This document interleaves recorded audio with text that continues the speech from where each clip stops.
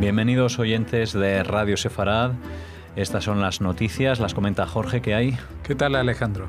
Vamos ahora con los titulares.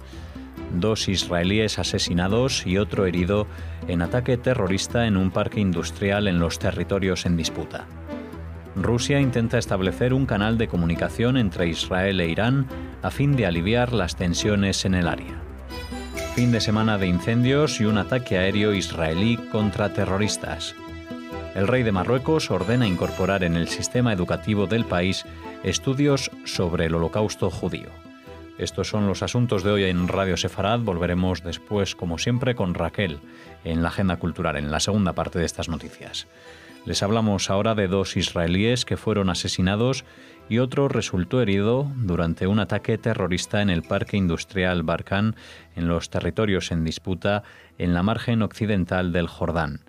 El autor es un palestino de 23 años de una localidad cercana al Tulkarem que trabajaba en una fábrica del parque industrial y que ingresó en la misma con una metralleta, subió a una de las plantas y abrió fuego, matando a 2 personas, Kim Levengron Yehezkel, de 28 años, que tenía las manos atadas con bridas, y Sib Hafbi, de 35, e hiriendo a una tercera persona. El terrorista se dio a la fuga y está siendo buscado por varias unidades del ejército. En principio se especuló que podría ser un ataque criminal debido a que el autor del atentado había sido despedido de la fábrica meses atrás. Poco después, sin embargo, se confirmó el móvil terrorista. El parque industrial Barkan está situado cerca de la ciudad de Ariel y emplea a 8.000 personas, aproximadamente la mitad de ellas israelíes y la otra palestinas. Sí, es un hecho luctuoso terrible porque acabó con la muerte de 2 personas, una tercera herida y que por suerte parece que no corre peligro de su vida. El terrorista huyó y de momento a esta hora no ha sido localizado, aunque sí se ha localizado su vivienda, se ha sido identificado, o sea que creo que será cuestión de horas en que lo detengan o que lo neutralicen si va armado. En cuanto al atentado en sí, es un atentado, como digo, terrible que ha dejado a los israelíes muy tocados y que hay medios españoles que no lo han reflejado. Estoy hablando del país. El país no habla de este atentado terrorista. Yo no me voy a centrar tanto en lo que se sabe o no se sabe, porque es una chica de 28 años y un chico de 35 que es terrible. Habrá que revisar también los protocolos de seguridad porque este hombre entró con una metralleta en un edificio de estas características. Me imagino que tendría algún carnet para pasar los controles de seguridad sin ser revisado a fondo por haber trabajado en esta fábrica y por eso eligió ese lugar para cometer el atentado. Pero habrá que revisar los protocolos de seguridad, como digo. Pero otra vez, más allá del hecho luctuoso en sí, este es un ejemplo para encuadrar de lo que es la falta de profesionalidad o de honestidad profesional de medios españoles como El País. ¿Por qué el País no publica si han matado a 2 personas? Estos no son los atentados terroristas que han intentado matar, pero como no han matado y el que ha muerto es el terrorista, pues no lo publican o lo dejan por las páginas interiores si solo hay heridos, etcétera, etcétera. La única explicación que me viene a la mente es que están esperando a que los israelíes encuentren al terrorista y lo maten, para poder poner en el título Israel mata a un palestino y después poner que había atentado en la zona tal y cual, lo que sea. Es que no hablan de que hay terrorismo y que lo que hacen los palestinos no tiene nada que ver con ninguna resistencia, ningún nacionalismo y ninguna proeza que sirva de justificación para la comisión de estos asesinatos indiscriminados. Por supuesto, también se pudo ver en las redes sociales cómo, desgraciadamente, y esto parece que es un cliché, pero es así, y invito a la gente a que lo mire, cómo en sitios de no solamente de Gaza, sino de Cisjordania, pues se repartían caramelos y dulces entre los viandantes para festejar el hecho de que una sola persona, en este caso el terrorista, haya matado por lo menos a 2 israelíes. Porque la cuenta que ellos llevan es que si todos los palestinos mataran a 2 israelíes por lo menos, pues se acabaría Israel muy pronto, ¿no? Es terrible la noticia y es indignante la situación de no comunicación de este tipo de historias, porque lo que hace ya no es desprestigiar al país, sino situarlo como cómplice mediático del terrorismo yihadista, que no tiene otra razón de ser, como digo, que la de asesinar y impulsar el odio, incitar al odio. Y esto yo no sé, me imagino que desde el punto de vista penal no hay juez que lo pueda llevar. Pero desde el punto de vista de la justicia, esto es de una de esas cosas que uno dice, ¿dónde está la justicia? ¿Por qué un periodista no solamente puede publicar lo que quiera, desvirtuando la verdad, las famosas fake news, sino también ignorando lo que pasa? Eso también son fake news, eso también es mentira y eso también es faltar a la moral de forma totalmente inhumana.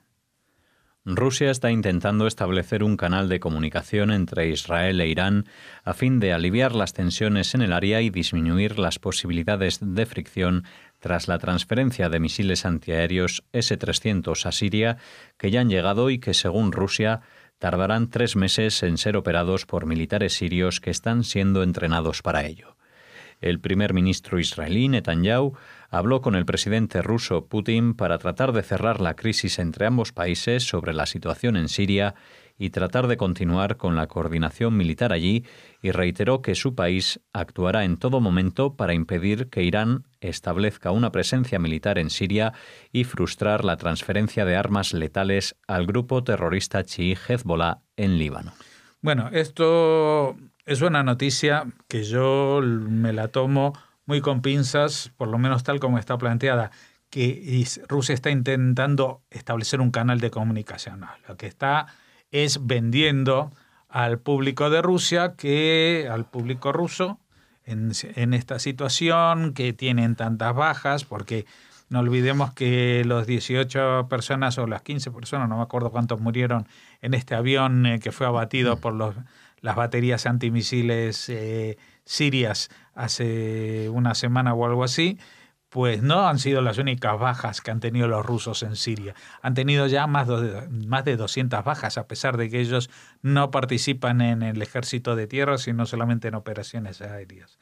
Así que, de alguna manera, Putin tiene que seguir mostrando que lo que hace es bueno para Rusia, e incluso que él es capaz de solucionar lo que ni siquiera su émulo Donald Trump trata de hacer, es decir, llegar a un replanteamiento de la situación entre Israel e Irán.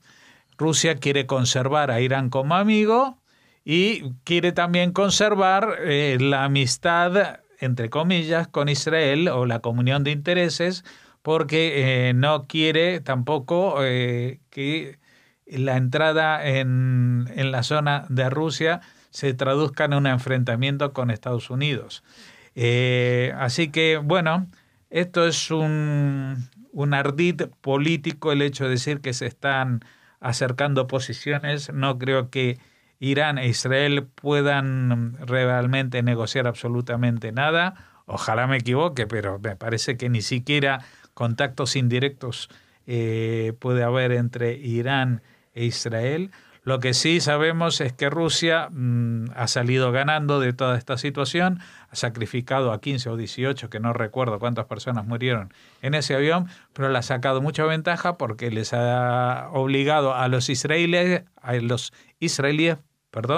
a que ahora sepan tragarse este no embargo de los misiles S-300 o del sistema antimisiles S-300 que ya tenían vendido a Siria por unas cantidades astronómicas de dinero, que estaban ya asignados, pero que no podían cobrar por este compromiso que tenían.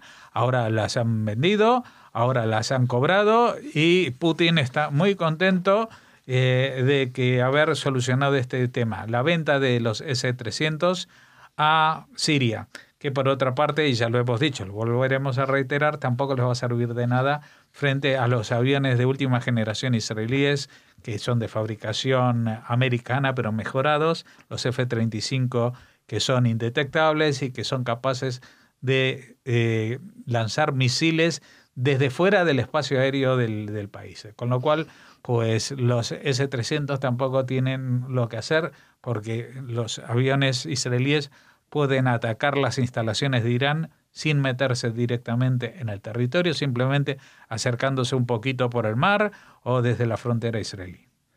Un avión israelí llevó a cabo un ataque contra un grupo de palestinos que estaban lanzando globos incendiarios contra el territorio israelí desde el sur de la Franja de Gaza. Miles de hectáreas de tierra han sido quemadas por el lanzamiento de cometas y globos incendiarios, destruyendo bosques, cultivos y ganado y provocando daños millonarios. Algunos de esos globos portan artefactos explosivos. El fin de semana, una bomba atada a un globo aterrizó junto a la cerca perimetral de un kibutz del sur de Israel, artefacto que fue desarticulado por artificieros. Solo el sábado pasado, los bomberos tuvieron que sofocar 7 incendios cerca de dicha frontera. Sí, es increíble, pero este método de ataque terrorista, que es el más primitivo de todos, el de atar una bomba molotov o algo parecido a unos globos de helio que se desplazan por el viento, está siendo lo más efectivo dentro de lo que es la efectividad en un ataque terrorista tan indiscriminado, y que en realidad, si el objetivo es acabar con los israelíes, está muy lejos de lograrlo, porque estos artefactos incendiarios sí provocan la quema de campos, provocan la quema de espacios naturales y la muerte de animales totalmente inocentes, de flora y fauna local, pero no se le cae a la cabeza a ningún israelí y lo mata.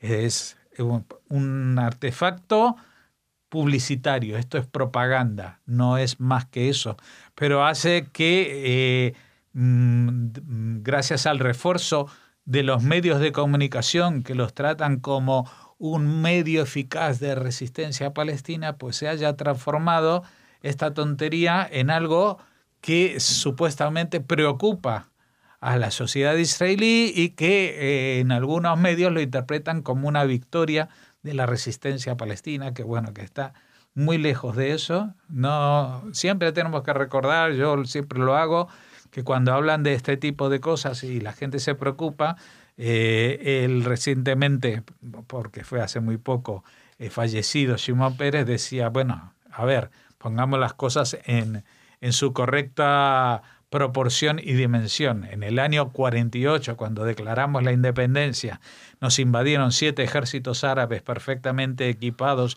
por los ingleses y otras potencias imperialistas para atacarnos, y no teníamos armas y no teníamos balas, entonces sí que estábamos en un problema. Hoy en día Israel no está en ese mismo problema. Es verdad que esto causa mucho desazón en la frontera, que hay que correr a los refugios en la gente cercana y que se están buscando soluciones que no son tan fáciles de que lleguen, igual que hasta hace poco los túneles de ataque parecía una situación estratégica irresoluble, y finalmente, pues con la construcción de esta valla subterránea, pues se ha dado fin a ello. Pues no descarto que en el futuro próximo haya algún elemento con el cual no contamos hoy en día para frenar, barrer o eliminar todas estas amenazas que llegan volando inocentemente desde el cielo. El rey de Marruecos, Mohamed VI, ha ordenado incorporar en el sistema educativo del país estudios sobre el Holocausto judío, dando así un nuevo paso para fortalecer las relaciones entre el reino marroquí e Israel. La historia que nuestros hijos aprenden debe enseñar tanto los mejores momentos de la humanidad como los periodos más oscuros, declaró el monarca, y agregó: la educación tiene el poder de luchar contra la discriminación, el racismo y el horrible fenómeno del antisemitismo, el cual es antónimo de la libertad de expresión. La directora de la UNESCO, Odria Sulay, hija de uno de los consejeros cercanos al rey marroquí, aplaudió la iniciativa a través de las redes sociales. De momento, el Ministerio de Educación marroquí no ha indicado o descrito cómo se van a introducir los estudios en el currículum, así como si estos se realizarán a través de libros de texto en francés o árabe. El idioma escogido es sumamente importante porque todavía hoy la mayoría de los países árabes siguen negando o minimizando la Shoah. Claro, aquí está el kit de la cuestión. Y lo digo así con acento un poco francés porque por ahí yo creo que van los tiros. Es decir, es muy valiente la actitud del rey de Marruecos de abrir su país al reconocimiento de lo que es la historia, con el tema del holocausto judío, que no es solamente una reivindicación de los judíos, sino un ataque al totalitarismo de los nazis, etcétera, etcétera, etcétera. Bueno, todo esto merece nuestras mayores aplausos y esta iniciativa que es única en el mundo árabe, esperemos que se expanda. Pero también hay que ver hasta dónde es capaz de llegar y hasta dónde se puede llegar incluso un rey que tiene el control no solamente estatal de su país, sino también del gobierno de su país, en qué medida puede llegar a influir él en la población, en el pueblo marroquí. Y lo digo porque es muy distinto si esto se va a dar en libros escritos en francés, aunque estén editados en Marruecos y se usen en algunas escuelas de Marruecos, porque no todas las escuelas de Marruecos enseñan francés al nivel de leer tener este tipo de asignaturas en francés. Con lo cual yo creo que, bueno, es un avance para aplaudir, pero que se quedará entre las élites de este país, de Marruecos, que mandan a los chicos a escuelas bilingües o trilingües, que ellos sí van a saber un poco sobre la historia del holocausto judío, pero me temo que no se va a atrever ni siquiera el mismísimo rey de ese país a que el pueblo llano, el pueblo que es solamente árabe, pues admita enseñar en sus escuelas y los profesores admitan enseñar ellos mismos lo que es algún punto positivo en la historia del mundo judío, a pesar de que los marroquíes en general se vanaglorian de que durante muchos años, miles en algún caso, hubo una presencia judía continuada en aquel reino, pero tampoco podemos olvidar que eso se rompió en algún momento en los años 60, coincidiendo poco después de la independencia de Marruecos y con el estallido de la guerra de los 6 días en Israel, y que muchos de los habitantes de Marruecos e incluso los recién adquiridos habitantes que antes formaban parte del protectorado español en el norte del país y que luego de la independencia se incorporaron al país, pues salieran de ese país. En realidad, la comunidad judía de España está formada básicamente por descendientes o gente que ha venido justamente de ese entorno, del entorno del norte de Marruecos, porque por primera vez en cientos de años han sufrido el antisemitismo. Y ese antisemitismo no ha sido erradicado. Yo recuerdo una época muy corta, pero que desde el inicio de las conversaciones en los años 90 sobre los acuerdos de Oslo, 91, 93, etcétera, hasta el año 2000, hasta el estallido de la Segunda Intifada, hubo un impas. Y no solamente que los judíos eran muy bienvenidos en Marruecos, sino que sacaban en los bazares un montón de productos judíos que tenían de menorot, hanukiot y estrellas de David al por mayor, que fabricaban de nueva factura o que rescataban de sus tesoros perdidos. Pero después del año 2000, con el estallido de la Segunda Intifada, nuevamente se perdió todo eso, y aunque los diferentes monarcas jordanos se han sentido muy cercanos al pueblo judío y han nombrado y han tenido siempre asesores y ministros de esta extracción, Pues el pueblo llano hoy en día ve con tan malos ojos a Israel como a los judíos en general. Despedimos así esta primera parte de las noticias aquí en Radio Sefarad. Volvemos ahora con la agenda cultural.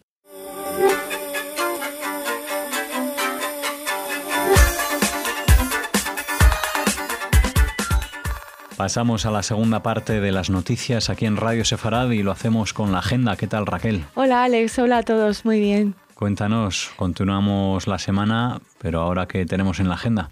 Pues empezamos celebrando un cumpleaños, el de la última superviviente española de Ravensbrück, del campo de concentración nazi, Neus Català, que ha cumplido 103 años. Nada menos. Desde aquí la felicitamos y la queremos recordar. Ya saben que esta luchadora antifranquista y única superviviente española de este campo de concentración, bueno, pues nació en Cataluña, en concreto el 6 de octubre de 1915 en Guiamens, en Tarragona.